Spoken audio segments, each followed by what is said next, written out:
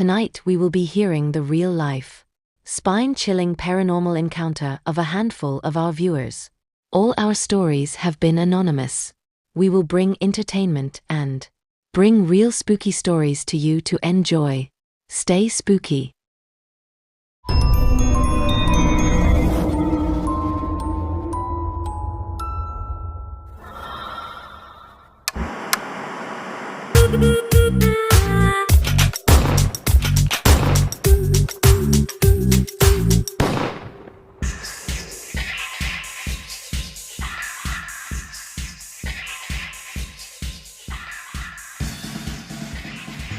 The Glass Doll is a scary children's story from Russia about a young girl who wants her parents to buy her a new toy and won't take no for an answer. Once upon a time, there was a young girl who loved dolls. Her mother and father took her shopping and told her to pick out a new toy. The girl went all around the store, searching for a toy she wanted. She came to a big display of doll, and in the center, she saw the most beautiful glass doll she had ever laid eyes on. The girl asked her father to buy her the glass doll. Her father picked up the doll and examined it closely. All of a sudden, the doll's eyes turned red and the father dropped it like a hot potato. "I don't like the look of this doll," said her father. "There's something not quite right about it." And he refused to buy it. Then the girl asked her mother to buy the glass doll for her. "Your father doesn't like the look of this doll," said the mother. "I think you should choose a different one." But the girl began stamping her feet and screaming, "I want! I want! I want!" Finally, the girl's mother relented and bought the glass doll for her. Later that day, the father was preparing to go away overnight on a business trip. Still uneasy about his daughter's new toy, he left the girl a note. It read, "Daughter, do not go to sleep with the glass doll in your bedroom." The girl played all day with the glass doll, and then, at bedtime, she placed it on the night table beside her bed and went to sleep. A few minutes later, she heard a noise in the darkened room and sat upright in bed. In the darkness, she could see a pair of glowing red eyes. She thought it must be a trick of the light, and she rubbed her eyes. When she looked again, the red eyes were closer. Thinking it was just her imagination, the girl rubbed her eyes again. When she looked again, the red eyes were right beside her face. She heard the doll whisper in her ear, "Lie down on the pillow. I promise I won't strangle you." So the girl laid her head down on the pillow and the doll strangled her to death. The girl's mother came into the room, and when she saw her daughter lying dead on the bed, she ran to her and hugged her tight. The mother heard the doll whisper in her ear, "Lie down beside your daughter. I promise I won't strangle you." So the mother laid down on the bed beside her daughter's body, and the doll strangled her to death too. When the girl's dad came home the next morning, he called out to his wife and daughter, but there was no answer. He climbed the stairs and went into his daughter's room. There, he was startled by a horrible sight. His wife and daughter were lying dead on the bed, and the glass doll was sitting in between them, laughing her head off. In a rage, the father grabbed the glass doll and smashed against the walls and the floor until it was completely destroyed. But his wife and daughter remained dead. The end.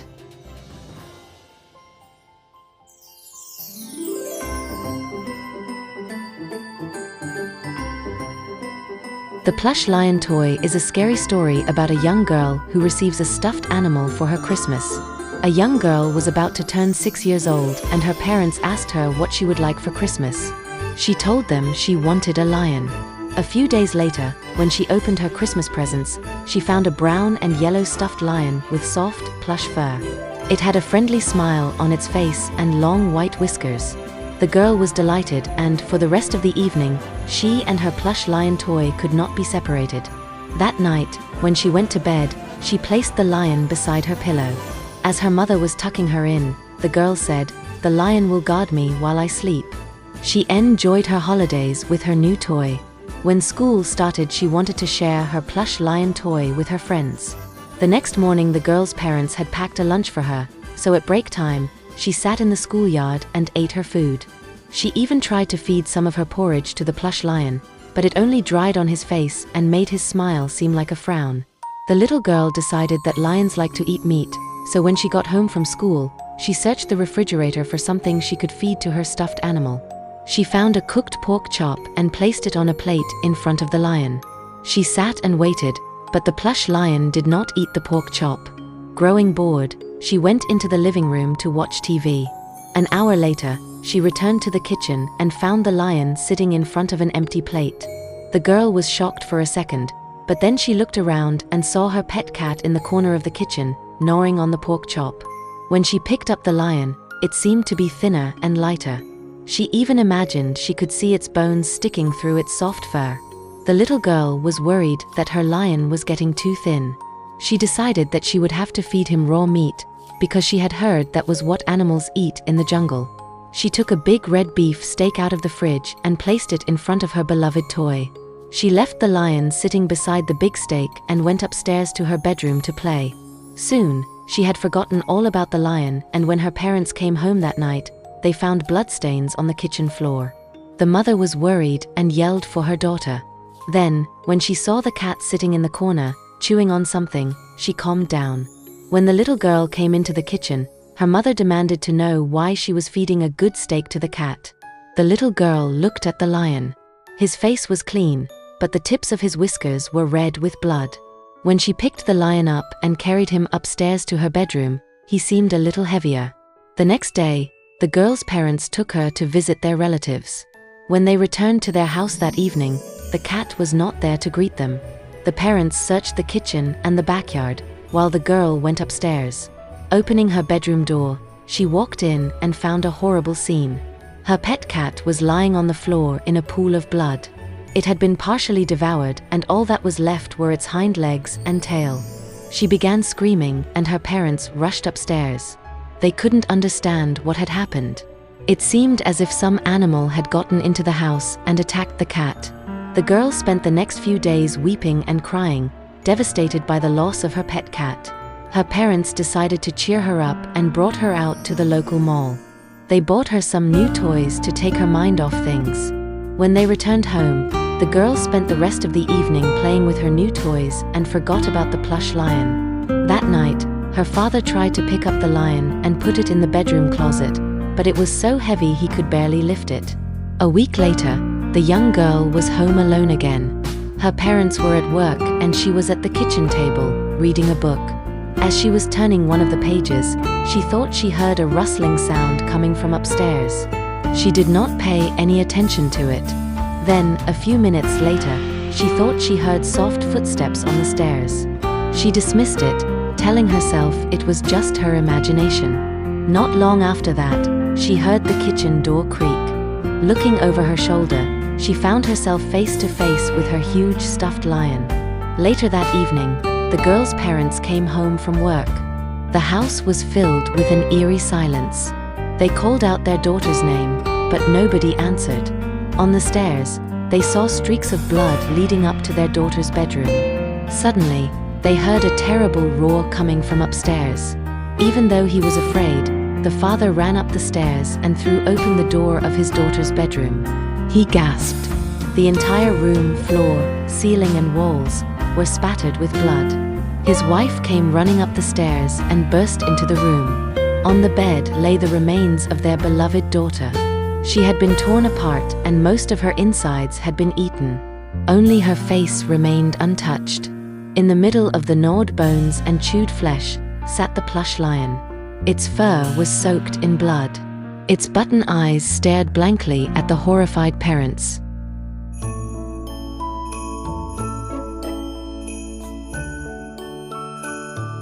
Dolls for Girls is a scary story about a doll that sits forgotten and unwanted in a toy shop and the young girl who eventually buys it. The doll had been sitting on the top shelf of the old toy store for many years.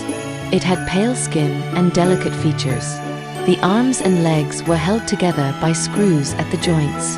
It had a glamorous blue dress with a gold ribbon on the top. There were no other dolls in the world like this doll. The doll stared at the people as they came and went.